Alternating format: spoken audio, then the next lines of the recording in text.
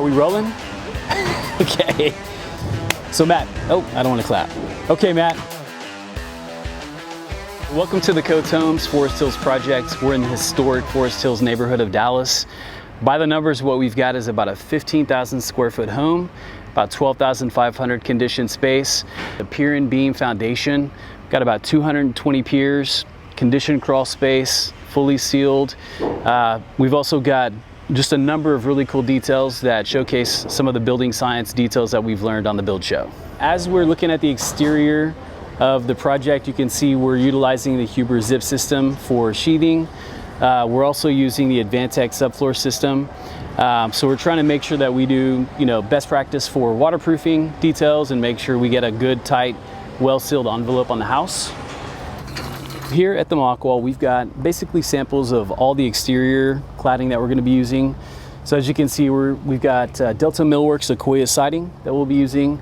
We've got limestone that's going to be a dry stack with an ashlar pattern. We've also got cut stone sills, and one of the details that we've done on the sills is slope the sill, and we've got a little curve cut on the bottom so that we get good management of the water. If you come around on this side over here, we've got our total flash. This is the base wall flashing detail that we're going to use around the entire perimeter of the house. So we've got a stone wainscoting that goes around the perimeter. So this will end up being used at the base of the wall so we get good waterproofing at the base. We're going to use the mortar mesh system behind our stone. And then we've got what's called the drywall, or their rain screen system, that's going to go behind basically all of our stone. And then we've got a drywall lavinette that's going to go behind all the stucco. So that gives us our rain screen, air gap for drainage, playing behind our cladding. As you can see today, we're getting our window package installed. So we've got Weather Shield View, which is an all aluminum window, interior, exterior, thermally broken, really high quality window package. So you can see those guys starting to get those in today. Can we film you guys for a second? Like, you keep working, but can I just explain what y'all are doing? Yeah, that's fine. Okay. Okay, so as you can see, we've got the crew here on site now, installing the Weather Shield View window package. Oh, it's so good to see these going in. I'm trying not to drag you through the mud. We've got our window pan detail. So we use the zip stretch tape around the base of the sill, and we run it around the outside of the opening. And then we've got paint grip window sill pan here with a 1/2 inch back dam and drops down on the front. We also do a 5-degree slope on all of our window sills. So that way, if any water does leak past the window frame, it's going to exit outside the house. So we'll get up on the roof in a little bit, but I wanted to show the underside of what we'll talk about when we get up there. But the house has a flat roof system. So we've got what's called an integrated gutter system inside the flat roof. And what I've done is, if we look at this on the very bottom, underneath that, we can see the bottom of the roof decking, but we can also see basically the gutter trough. And what I've done is run a zip continuous all the way up to the very bottom of the roof decking material. And what that does is give us a continuous envelope, and we'll zip tape and we'll liquid flash that, but basically get us fully waterproof in the envelope so that if any water were to leak in that gutter system, it leaks outside the envelope. And that'll make sense when we get upstairs. We have to climb out the window.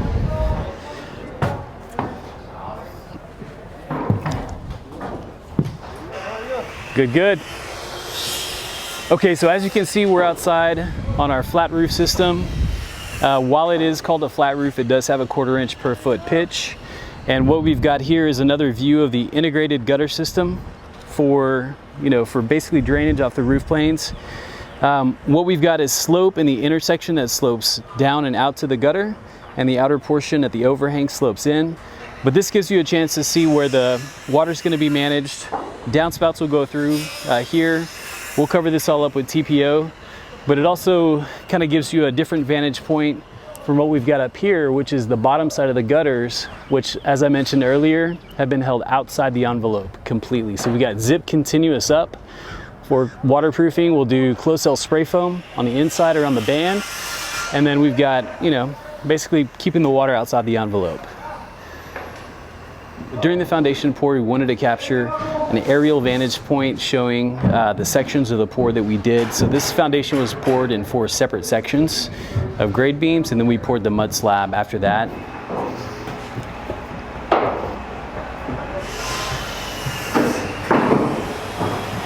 Oh, jeez. It's on the blooper roll. So we'll have to get access to the crawl space over here. So down here in the conditioned crawl space, we've got a number of cool details to show. So you can see some of the Stego vapor barrier that we've used for underneath the mud slab. And around the grade beams and where the fireplace pads are at, we used turn bars to attach them mechanically, fasten them to the grade beams. We've also got our mud slab. You can see we've got quite a bit of slope. I wanted to give my mechanical crew enough room to work and also give people, room to get down here and service equipment when they need to. We've also got a couple of Santa Fe dehumidifiers down in the crawl space to manage moisture and humidity during construction. But as you look around, you can see we've got a number of, piers that are visible, girders, AC ductwork, and then also around the perimeter of the grade beam, we've got our closed cell spray foam insulation to help encapsulate the area. So one of the other things I wanted to point out is we have a ton of structural steel in this house, but we've also got basically what's going to end up being a curtain wall of windows here at the entryway. And there's just a ton of windows inside the house, so lots of natural light. So what I've also done is areas where we've got just a bare wall with no cabinetry, I've had the framers use LSL studs so that once we install sheetrock and get it all floated out, we end up with a very flat, smooth finish so that when the light pours on it, it looks perfect. In this area, we've got a very grand entryway. We've got a 28.5 foot tall ceiling height here. That drops down to a 26.5 foot. We've also got, in the entryway, we'll have a monostringer steel curved set of stairs that wraps around, and we'll catch the landing right over here. But this will end up being just a big curtain wall of windows right here. Okay, so that's some of what we got going on here. Obviously, we just wrapped up frame stage, getting windows installed. We're gonna start doing mechanical, electrical, plumbing, AV, and our fire suppression. So we're off to a good start, but love to show you what we got coming up.